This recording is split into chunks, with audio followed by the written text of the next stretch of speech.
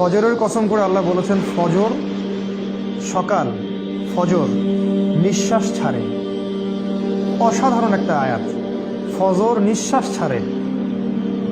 আজকের education system আমাদের এটা বিশ্বাস করবে? সকাল নিঃশ্বাস ছাড়ে। কোরআন বলেছে ফজর, ফজরের সময় মালায়েকা চলে আসেন, কেরাত হয় ইমামে, তারা শোনেন।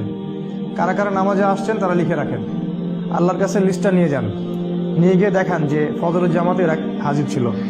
আবার আসরের জামাতে আরেক দল ফেরেশতা আসে, তারা আবার দেখেন আসরের জামাতে কারা কারা আছে, তারা আবার ফজর পর্যন্ত থাকে। কোরআনে সূরা ফজরের মধ্যে শপথ করে বলা হচ্ছে যে ফজর নিঃশ্বাস ছাড়ে। আমাদের এডুকেশন সিস্টেম কি বিশ্বাস করবে কথাটা, যে ফজর নিঃশ্বাস ছাড়ে? তারা বল পাগলের পোলা, কি বলে, হয়তো গাল গল্প বলে। এই জন্য আমি বারবার বলি যে this education system is created by দাজ্জাল। এই এডুকেশন সিস্টেমটা ক্রিয়েট করেছে দাজ্জাল নিজেই।